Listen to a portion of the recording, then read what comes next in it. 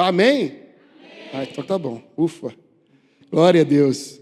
Irmãos, abra a tua Bíblia em Lucas, no capítulo de número 24. E eu queria ler com vocês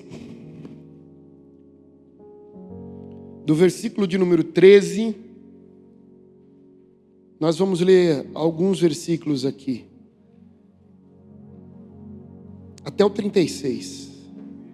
Uma leitura um pouco extensa, mas preste muita atenção que o Senhor tem algo para você nessa manhã, amém? Diz assim: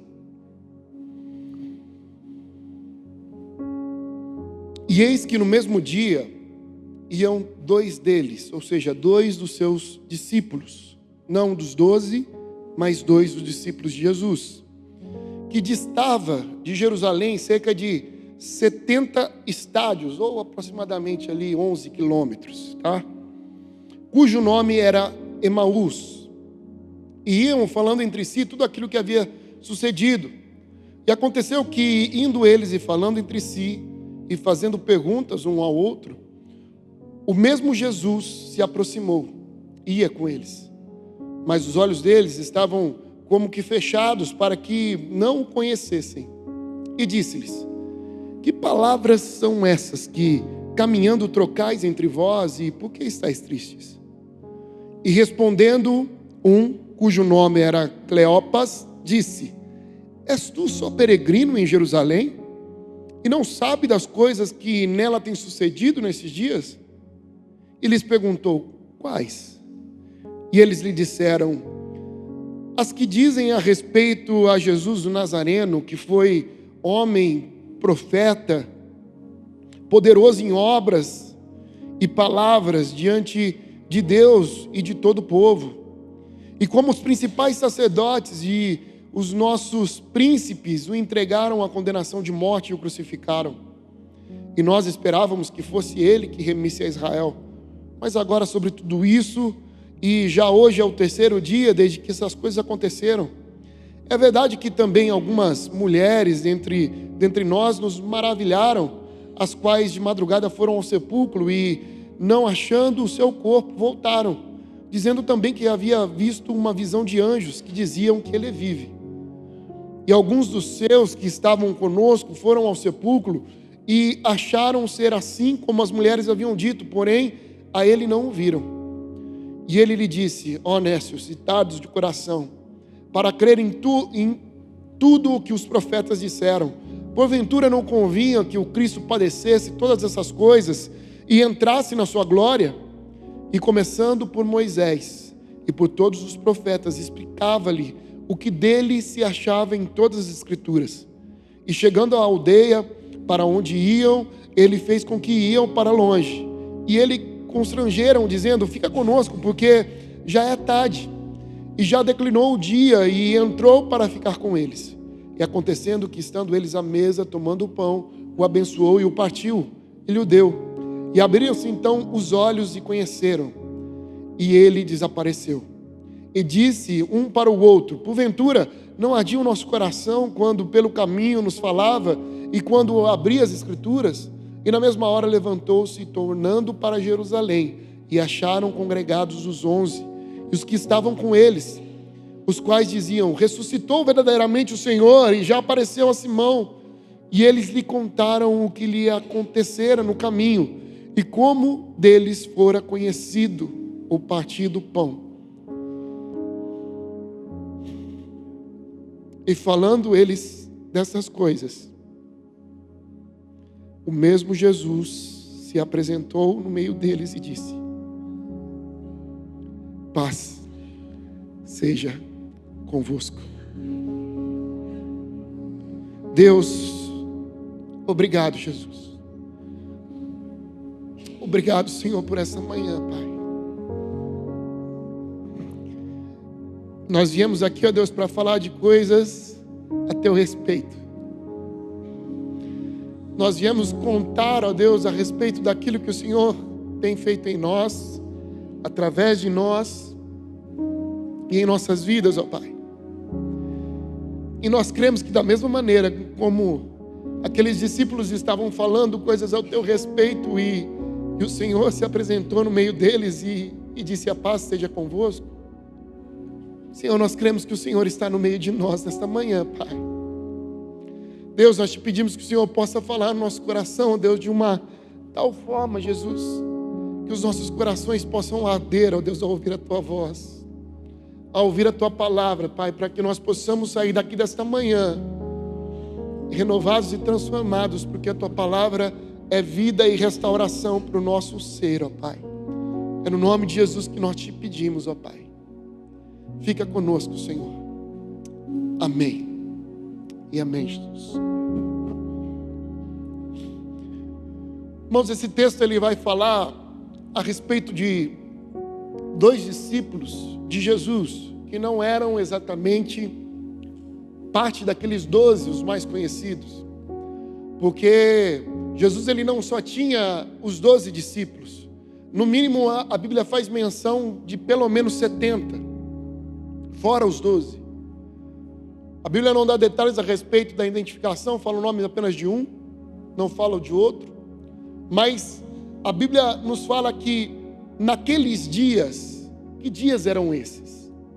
Se você olhar nos versículos anteriores, você vai ver que ali Lucas está retratando a respeito da ressurreição de Jesus, daquilo que havia acontecido. Então, naquele dia, na verdade, era o domingo da ressurreição.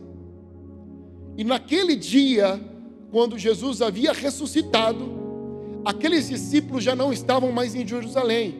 Aqueles discípulos estavam saindo de Jerusalém e indo para Emaús, indo para outro lugar.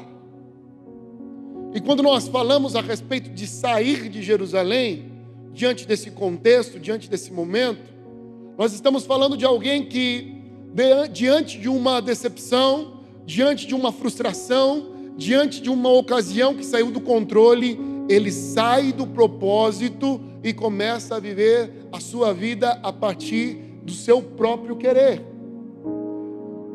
Porque aqueles discípulos estavam diante de uma situação, e eles não são os únicos assim, porque a Bíblia vai dizer que quando Jesus ele é entregue para ser preso, os discípulos eles se dispersam, eles saem correndo, com medo, porque afinal de contas, aquele do qual constantemente eles haviam visto curar enfermos, expulsar demônios, viam andando sobre o mar, viam a tempestade ouvindo a sua voz, aquele pelo qual o morto se levantava, agora estava nas mãos de soldados, que agora estavam cuspindo nele, que estavam batendo nele, que estavam humilhando ele.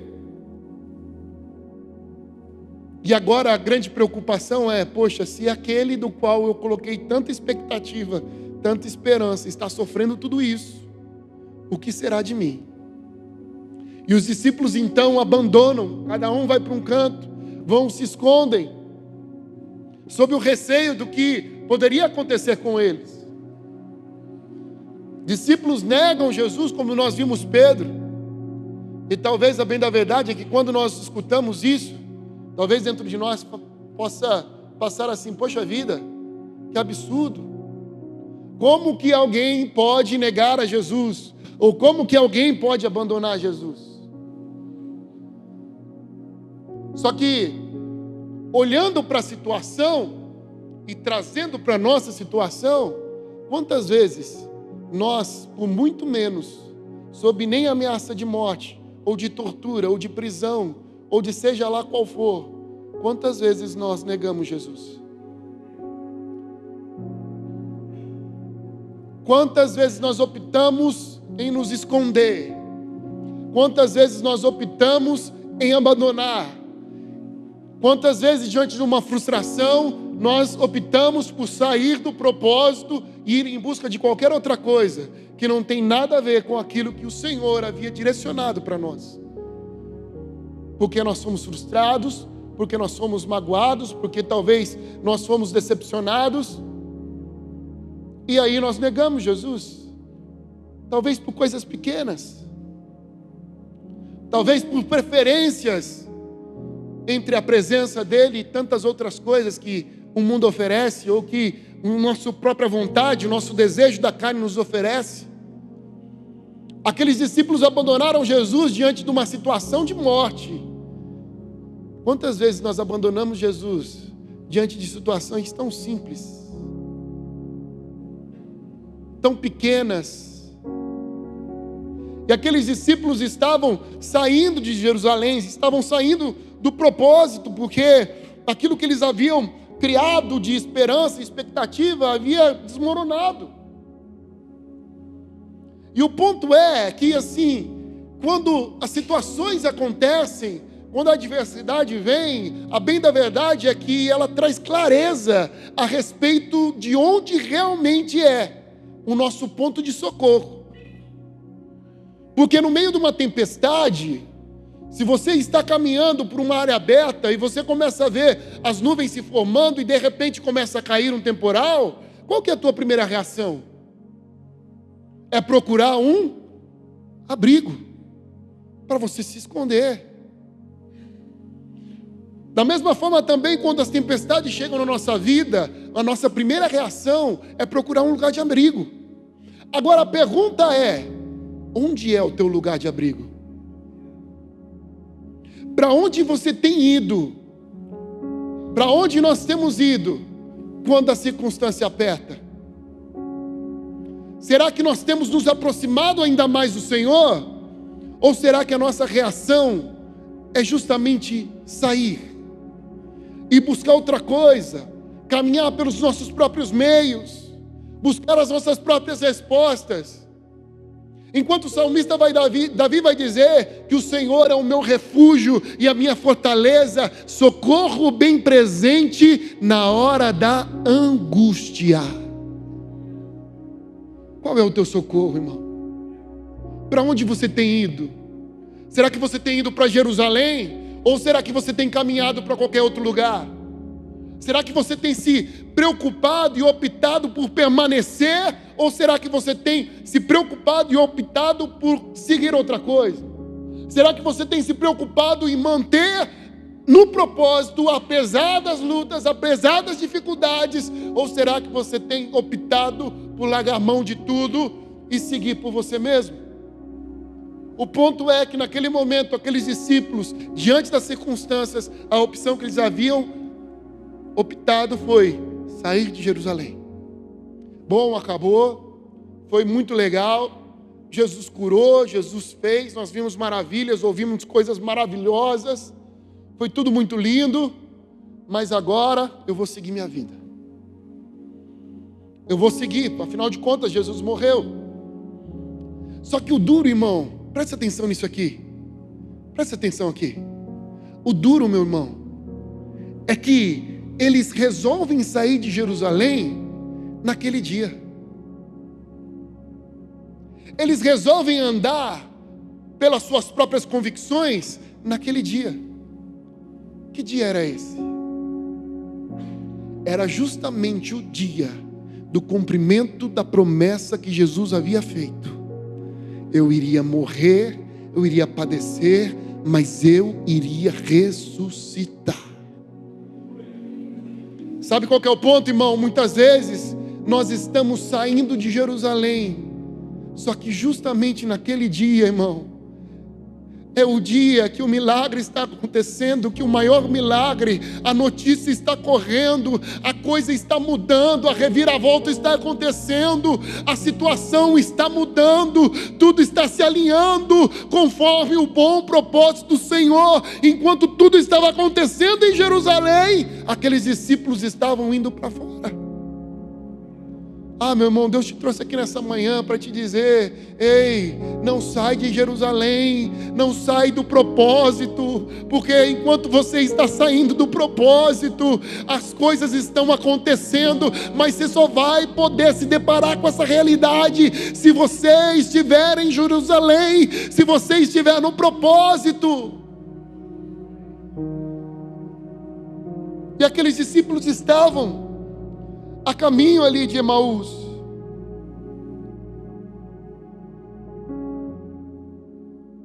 E aí no versículo 15, ele vai dizer assim: e aconteceu que, indo eles e falando entre si, e fazendo perguntas um ao outro, eles estavam caminhando um do lado do outro, falando assim: viu? Você viu lá o que aconteceu, rapaz? Poxa vida, estava tão legal. Jesus estava fazendo tantas maravilhas, curando todo mundo. Poxa, parecia que a coisa ia mudar, parecia que tudo ia acontecer. Jesus ia resolver o nosso problema aqui, ia tomar autoridade de tudo, ia se tornar rei, e nós estávamos numa condição tão boa, pertinho dele, privilegiados. E aí você viu o que aconteceu? Você viu? Prenderam ele. Você viu o que aconteceu? Cuspiram nele. Você viu o que aconteceu? Ele apanhou. E juntamente com aquela dilaceração dele, os nossos sonhos foram dilacerados também. Não somente isso, ele foi exposto à nudez perante a todo mundo, nu, envergonhado. Sabe que chegaram ao ponto de falar para ele? Naquela cruz disseram para ele: se você é filho de Deus mesmo, por que você não salva a si mesmo? Sabe o que aconteceu com ele? Colocaram uma placa dizendo Rei dos Judeus, de maneira zombatória, irônica. Poxa vida. E o duro que, enquanto eles falavam e faziam essa pergunta, o mesmo Jesus apareceu ali.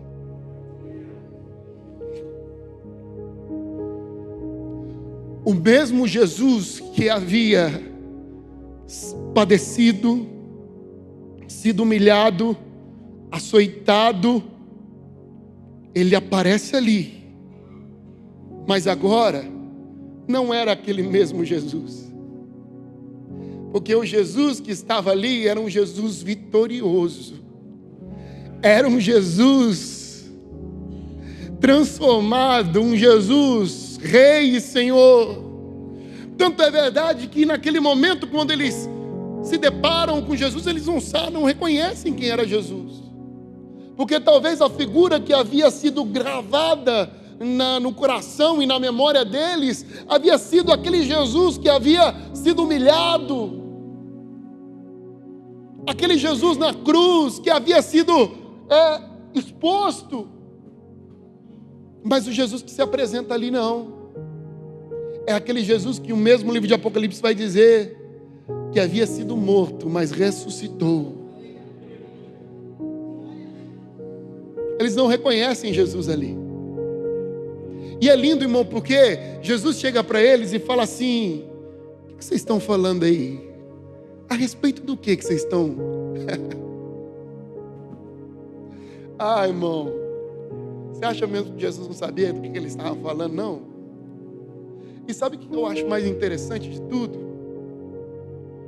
É que onde estava acontecendo o cumprimento da promessa e dos propósitos? Aonde que era?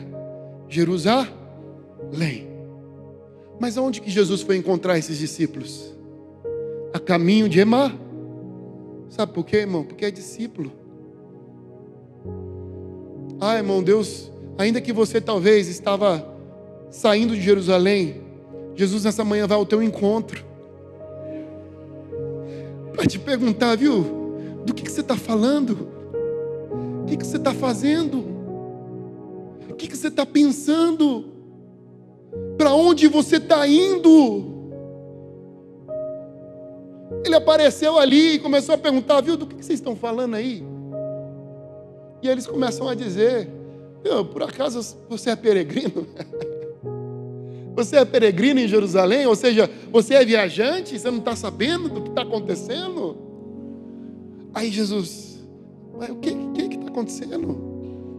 Por que está esse alvoroço todo? Qual que é essa preocupação toda?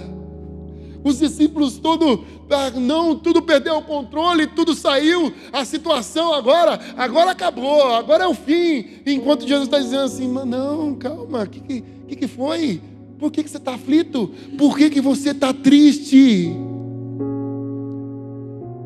Irmão, percebe que aqueles discípulos só estavam tristes, sabe por quê? Porque eles tinham saído do propósito. Sabe por quê? Porque se ainda eles estivessem no propósito, se ainda eles estivessem em Jerusalém, eles já saberiam que o Senhor havia ressuscitado, que havia a esperança, que tudo estava sobre o controle e sobre as mãos do Senhor, e nada havia saído do controle das suas mãos. Gente, por que vocês estão tristes? E os discípulos começaram a contar.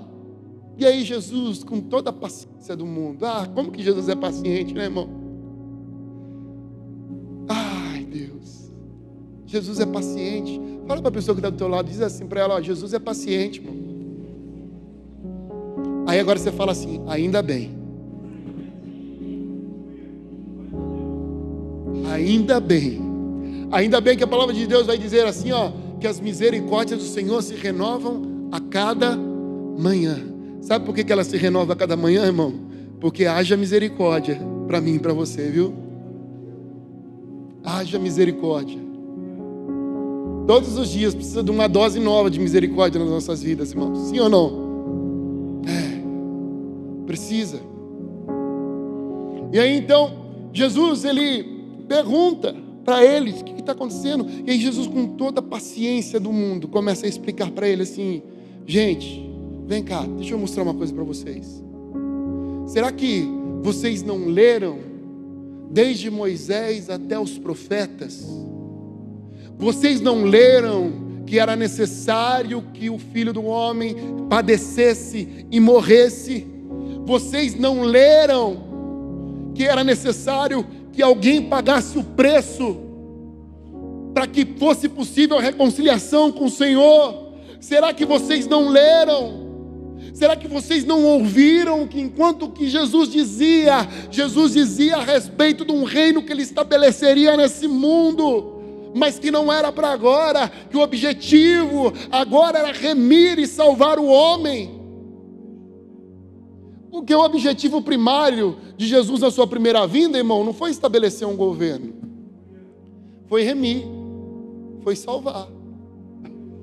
A vinda agora de Jesus não é para salvar ninguém, irmão, porque a primeira vinda foi para trazer salvação, a segunda vinda foi para estabelecer governo, entende? Estabelecer governo com quem? Com os salvos. Quem faz parte do governo do Senhor Jesus aí? Irmão, porque a salvação dele ele estabeleceu na cruz do Calvário sobre a nossa vida. Agora ele vem para estabelecer governo. E aí ele começa a explicar para os discípulos, tintim por tintim. Será que vocês não estão vendo? Será que vocês não estão percebendo? Eita Jesus. Será que vocês não estão percebendo? Mas os olhos daqueles discípulos estavam ofuscados. É interessante porque essa mesma reação teve Maria também, quando vai até o sepulcro para procurar Jesus no túmulo vazio. Ela vai para poder cuidar de Jesus e mal percebe que, na verdade, ela foi lá para ser cuidada por Jesus. Porque é isso que ele faz, irmão. Ela vai lá num lugar de morte procurar aquele que estava morto, mas ele não encontra, porque quem está morto não fica no lugar de morte. Quem está vivo não fica no lugar de morte. Quem está vivo sai do que está morto para uma nova vida. O problema é que às vezes, irmãos, nós recebemos uma nova vida do Senhor, mas nós queremos permanecer no lugar de morte. Nós queremos ir lá onde está a morte, mas lá não tem mais nada para você. Ei, lá não tem mais nada para você, irmão. Deus tem uma nova vida para você. Por isso, quando chega para ela, fala, viu, por que você está procurando dentre os mortos aquele que está vivo? Por que você insiste em querer ficar procurando entre os mortos? Está vivo, irmão. O problema é que às vezes a gente continua vivendo uma vida de morto, estando vivo. Sai daí, irmão. Isso já não te pertence mais. Jesus tem uma vida nova para você. E aí, enquanto ela está ali, chorando, chega alguém. Oh, Jesus amado. Como é bom quando chega alguém na nossa vida, irmão. Ainda mais quando é Jesus. Chega alguém e fala assim para ela: mulher, por que choras? Ei, por que você está chorando? Está chorando por quê? Está chorando porque se você tem um Deus que cuida de você e jamais te esqueceu, Ele sabe de tudo que você está passando e mandou te dizer que Ele está cuidando. Ah, Deus! E aí quando Maria ela volta, ela não reconhece Jesus e ela pensa ser o jardineiro. Mas não era o jardineiro, irmão. Era o carpinteiro. Era o construtor de todas as coisas. Era aquele que fundamenta a nossa vida. Não era o jardineiro que estava ali, irmão. Aí ela pega e fala assim: viu, se você sabe onde colocou o corpo dele, fala para mim, por favor, porque alguém roubou o corpo dele, eu não sei onde que está, fala para mim.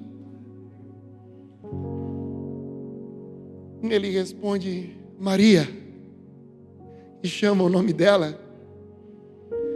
Aí ela fala: ah, mestre, Ele te conhece, irmão, pelo teu nome. Ele te chama pelo teu nome nessa manhã. Ah, mestre, Rabone, mestre. E às vezes essa questão de insegurança, medo, angústia, frustração, a mistura de tudo, nos impede de perceber a realidade que está à nossa frente. A realidade que Jesus já ressuscitou, a realidade que Jesus já fez, o milagre que já aconteceu, mas às vezes nós não estamos apercebidos, porque tem tanta coisa na nossa frente, tantas escamas nos nossos olhos, que nós não conseguimos reconhecer aquilo que o Senhor realizou. Mas hoje, em nome de Jesus, o Senhor está tirando todas as escamas dos teus olhos, para que você possa contemplar, para que você possa ver o milagre, a resposta, a solução sendo colocada na tua frente agora, em nome de Jesus. E os discípulos estavam lá, e durante todo o caminho até a cidade, Jesus conversava com ele. Que coisa, irmão. Durante todo o caminho, mesmo fora do propósito, quem estava lá? Quem estava lá? Jesus. Mesmo distante da promessa, quem estava lá? Mesmo desalinhado com aquilo que Jesus tinha ordenado, quem estava lá? Sabe por quê, irmão?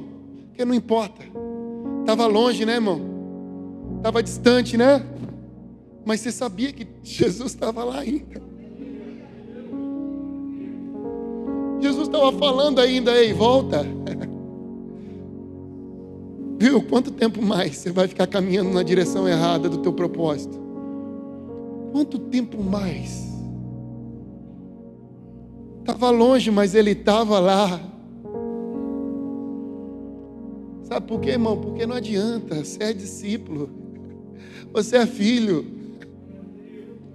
Estava lá. Estava nas drogas, mas Jesus estava lá. Estava no mundo aproveitando, bebendo, se prostituindo. Mas Jesus estava lá. Sabe por quê? Porque é discípulo, porque é filho. Ainda que seja para dizer: o que você está fazendo aí, rapaz? Enquanto você está aí, a notícia está correndo lá, o milagre está acontecendo lá, a resposta está acontecendo lá. Volta, volta de novo, volta para a direção certa, volta. E aí os discípulos, versículo de número 21. Irmãos, olha só, imagina essa cena. Os discípulos contra-argumentando com Jesus a respeito de tudo que aconteceu. Olha só. E nós esperávamos que ele fosse o que remisse a Israel, mas agora, sobre tudo isso, é já hoje o terceiro dia. Sobre tudo isso, é hoje já o terceiro dia. Sabe qual que é a sensação aqui, irmão? A sensação é daquele que acha que está atrasado. Porque ele fala assim, ó, é hoje já o terceiro dia. Já está aqui, já está, ainda não aconteceu nada. Ainda Jesus está dizendo assim, não, vocês estão enganados. Não é já é o terceiro dia, ainda é o terceiro dia. Eu não chego atrasado. É você que está desapercebido a respeito do tempo das coisas. Não é já, ainda. Ainda é o terceiro dia, meu irmão. A promessa era no terceiro dia, e o terceiro dia ainda é o terceiro dia. Você está jogando tudo para o alto, você está querendo parar com tudo, e você não percebeu ainda? Não é já não, irmão. É ainda. Não acabou não. Ainda há esperança. Ainda há tempo. Porque o Senhor não chega nem atrasado e nem adiantado. Ele chega no tempo. No tempo certo. Ainda é o terceiro dia. Desde que essas coisas aconteceram. E é verdade que também algumas mulheres de nós nos maravilharam. Algumas mulheres entre nós nos maravilharam, as quais de madrugada foram ao sepulcro e não achando o seu corpo voltaram dizendo que também tinham visto uma visão de anjos e dizem que ele vive. Sabe o que aconteceu aqui, irmão? Era tipo assim, tem umas mulheres lá que, sabe como que é mulher, né? Mulher fica fascinada com as coisas, né? Toda emocionada e tal. Foram lá, diz que viram lá, diz que não tem corpo mais não. Devem ter roubado talvez, alguma coisa assim, mas elas disseram que viram anjos, ó. Estão abaladas emocionalmente, estão frustradas, estão até vendo coisas. Sabe qual que é o ponto, irmão? Às vezes a gente está tão desalinhado com o propósito, que às vezes vem alguém falando a respeito da novidade para nós, vem alguém falando a notícia da parte de Deus para nós, e nós não acreditamos, sabe por quê? Porque o nosso coração está tão duro, e nós estamos tão desalinhados com o propósito e o projeto do Senhor, que a boa notícia, que o milagre para nós, nosso coração fica incrédulo e duro, e nós não estamos mais abertos a ouvir a boa nova. Nós achamos que não é possível. Enquanto a notícia está chegando, você está rejeitando, irmão. Enquanto Deus está falando com você está achando que é qualquer outra coisa. Enquanto o Senhor está colocando coisas e situações diante de você, para ver se você lembra, está te chacoalhando para ver se você volta de novo na realidade dEle, está te mexendo para ver se você de novo se alinha no propósito dEle. Você está aí achando que não, é coisa do acaso, é alguma coisa assim. Não, irmão, o Senhor está te trazendo aqui nessa manhã para dizer, ei, sou eu que estou trazendo a boa nova para a tua vida, sou eu que estou tentando te fazer enxergar. Se atente. E alguns dos que estavam conosco foram ao sepulcro e acharam ser assim como as mulheres haviam dito. Porém, a ele não viram. Então, ou seja, pelo fato das mulheres terem contado, eles não acreditaram. O que eles tiveram que fazer? Vamos lá ver então. Não, falaram que elas disseram que falaram com os anjos. Não, vamos lá constatar. E aí os outros discípulos foram lá, viram que estavam vazios realmente, mas não o viram. Então, ou seja, ninguém que eu vou acreditar, nos homens ou nas mulheres? Olha só como que é as coisas, irmão. Não, se eles falaram que não viram, então não viram. As mulheres que estavam muito emocionadas demais. Mulher, você sabe como que é, né?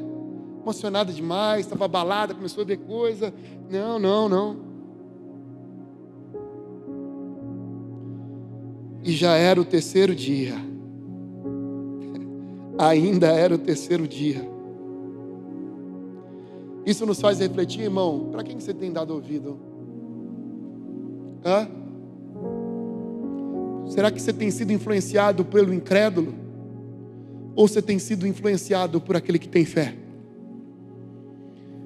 Como estão as suas companhias? Será que estão te impulsionando para um lugar de sobrenatural? Ou estão te afundando num lugar de incredulidade? De quem você tem se cercado? Quais são as verdades que você tem abraçado? E com um adendo: não existe verdades, existe uma única.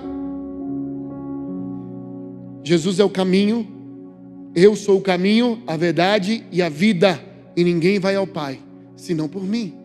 Não existe verdades, irmãos, existe uma única verdade. E conhecereis a verdade, e a verdade vos.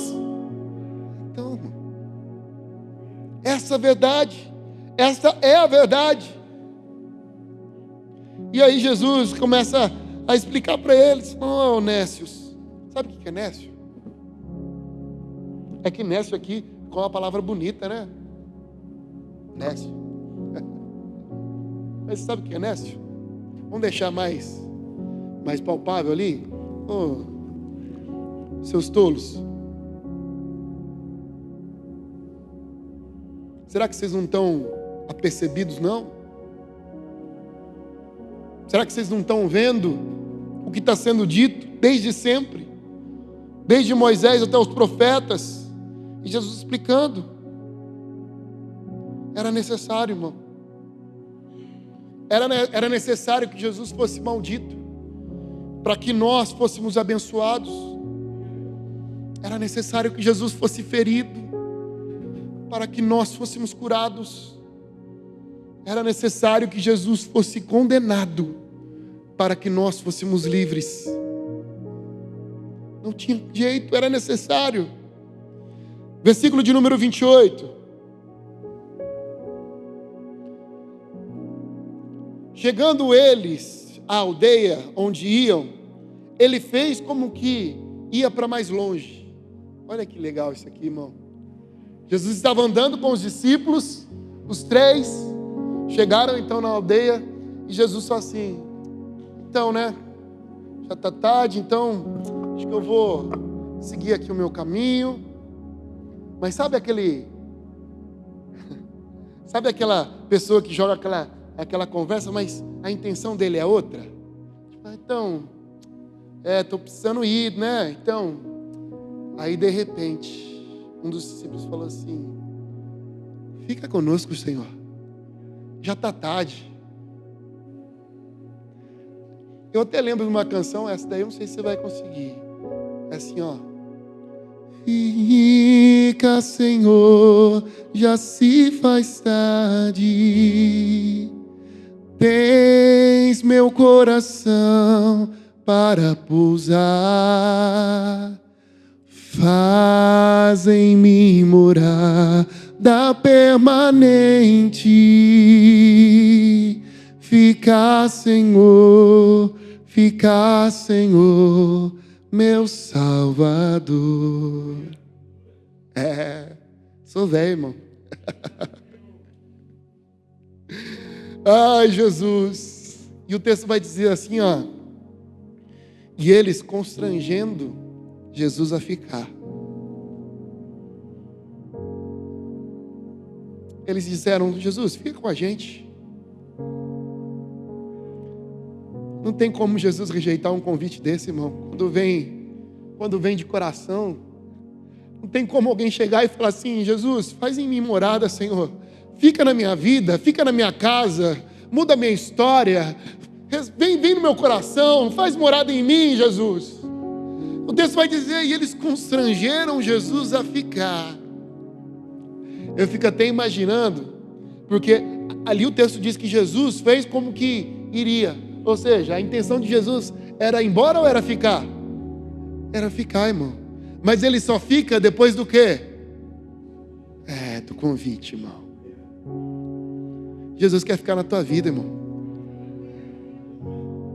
Jesus quer estabelecer morada em você. Sabe o que você precisa fazer então? Convida Ele. Fica, Jesus. E aí eu fico imaginando Jesus ali, tá, tô indo então, tá, gente, né? Tarde.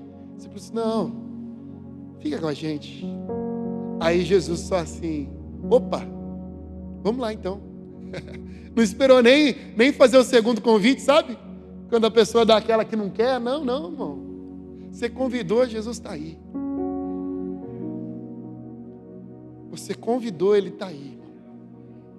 E aí, eles convidaram Jesus, constrangeram Jesus, dizendo: fica conosco, porque já está tarde, já se declinou o dia. E Ele entrou para ficar com eles. E aconteceu, versículo 30, e aconteceu que quando eles estavam na mesa, tomando pão, Ele abençoou. Ele fez o quê? Ele partiu. E Ele deu. E no momento em que Ele partiu o pão, imagina aqui a cena, irmão. Eu acho lindo isso. Porque Jesus estava sentado, a mesa era mais baixa, porque eles sentavam no chão. Então a mesa não é a mesa que você está acostumado na tua casa, que você tem a cadeira, a mesa mais alta e você senta. Não. Todos ficam sentados no chão. E a mesa ela é mais baixa. Então, imaginando a cena de Jesus, então, se achega, se acomoda, senta na mesa, senta ali os discípulos sem saber que era Jesus. Talvez, irmãos, nós vemos que no texto, quando Jesus ele faz a ceia, ele faz com os 12, ele faz com os seus discípulos, ali com os 12. Talvez aqueles discípulos não estavam presentes naquela ceia. Mas agora Jesus levou a ceia para aqueles discípulos. E aí eles estavam sentados e quando Jesus então ele pega o pão, o texto vai dizer que ele dá graças pelo pão. Jesus então sobe, ele agradece e parte o pão. E eu imagino que eles vestiam, a roupa daquela época tinha uma manga, era um manto aqui. Não tem jeito, né, irmão? Quando você levanta a mão, parte da tua mão, do teu punho ali aparece, não tem como, né? Quando Jesus levanta os seus braços, as marcas da realidade daquilo que Ele fez começam a aparecer.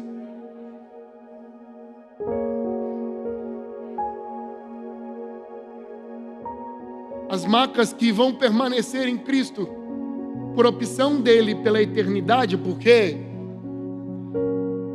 Jesus, quando aparece ressuscitado, depois para os seus discípulos, para os 12, Tomé vem e toca na ferida de Jesus. É engraçado porque mesmo depois de ressurreto, ainda assim Jesus permanece com as feridas. Talvez Jesus até poderia, irmão, não carregar isso, né? Afinal de contas, Ele foi transformado no corpo de glória. Mas, irmãos, essas feridas são feridas que todas as vezes que nós olharmos para Jesus por toda a eternidade, nós vamos ver a marca do amor dele por nós, para todo e todo sempre. E aí Jesus então levanta, expõe aquilo que, da realidade de quem ele era, e ele parte o pão, e quando ele entrega, os discípulos então vêm e reconhecem a Cristo. Sabe por quê, irmão? Porque eu só tenho noção da realidade de Jesus a partir da comunhão com Ele.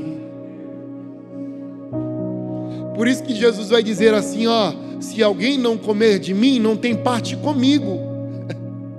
Então eu só sou parte do Senhor a partir do momento que eu me alimento dEle. Eu só sou parte com Ele, eu só tenho consciência da realidade de quem Ele é a partir do momento que eu tenho comunhão com Ele, a partir do momento que eu sento na mesa com Ele, a partir do momento que eu como daquilo que Ele me entrega. Então os meus olhos se desvendam e eu posso ter noção e visão da realidade de quem Ele é. Entende? Só tem consciência disso quem vive em comunhão, irmão. Não tem como. Por isso que, e não somente, a Bíblia vai dizer que a igreja ela é o corpo de Cristo. Então, meu irmão, você precisa dessa pessoa que está aí do teu lado, porque a expressão de Cristo se estabelece pela comunhão dos santos. Entende? Eu não consigo ser Cristo sozinho, sabe por quê? Porque eu sou só uma parte dele.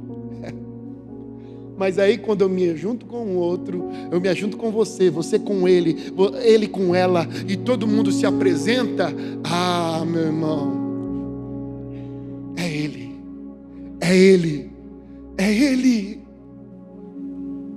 Pela comunhão eu tenho essa percepção.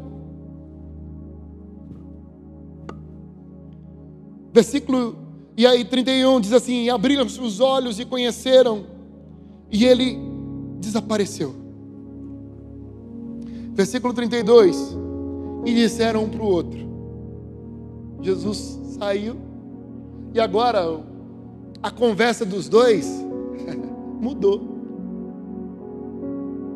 Olha só, e disseram um para o outro: porventura não ardia o nosso coração quando pelo caminho nos falava e quando nos abria as Escrituras? Não ardia o nosso coração? Irmão, será que o teu coração tem ardido? Se o teu coração está queimando aí, irmão, você consegue sentir, irmão? Você consegue ouvir esse falar? Você consegue perceber esse cuidado? Você consegue perceber esse carinho? Você consegue perceber esse amor por você? De nesse domingo você estar aqui, de nesse domingo Ele estar aqui, para poder te falar tudo isso. E sabe o que é isso, irmão? Isso é cuidado, isso é amor. Ardia o coração. E aí no verso 33 vai dizer assim: olha só, irmão, olha o que um encontro verdadeiro com Jesus faz na vida de uma pessoa. Versículo 33, e na mesma, não, estou sozinho aqui, Jesus amado, e na mesma, foi depois, eles, olha só, irmão, ele parou ali, ele esperou, não, vamos fazer o seguinte, está meio tarde, vamos dormir, aí amanhã a gente vai. Foi isso que aconteceu? Não. Irmão, não é para amanhã, é para hoje. Olha para a pessoa que está do teu lado e diz assim para ela: não é para amanhã, irmão, é para hoje. Jesus está te chamando hoje. Jesus está te convidando hoje. Jesus veio ao teu encontro hoje. É hoje. E na mesma hora, levantando-se, tornaram para Jerusalém. Voltaram para o propósito. Se alinharam de novo com Ele. Eu estava longe, você estava perto. Eu te rejeitei, em troca recebi afeto. não me abandonou todas as vezes que eu caí. Basta eu falar para você me ouvir e ficar feliz. Irmão, Ele nunca te abandonou. Nunca te abandonou. Precisamos voltar. Precisamos agora. Temos que voltar. Na mesma hora eles se levantam, tornaram para Jerusalém e acharam congregados os 11 e os que estavam com eles. Ou seja, eles não faziam parte dos 11. Eles chegaram onde os 11 estavam. Pronto, irmão, estava resolvido.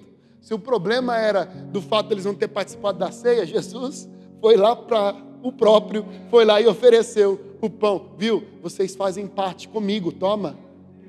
Volta, agora volta. Volta para o propósito. E eles chegaram ali com os 11. Os 11 e o grupo que estava com eles. Próximo versículo, 34.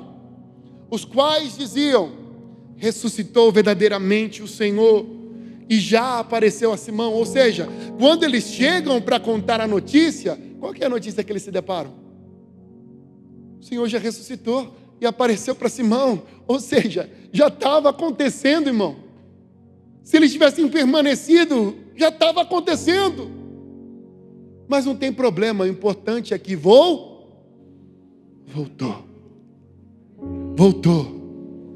Aí, aos quais diziam: ressuscitou verdadeiramente o Senhor e já apareceu a Simão. 35. E lhes contaram o que acontecera no caminho e como deles foram conhecidos ao partir do pão.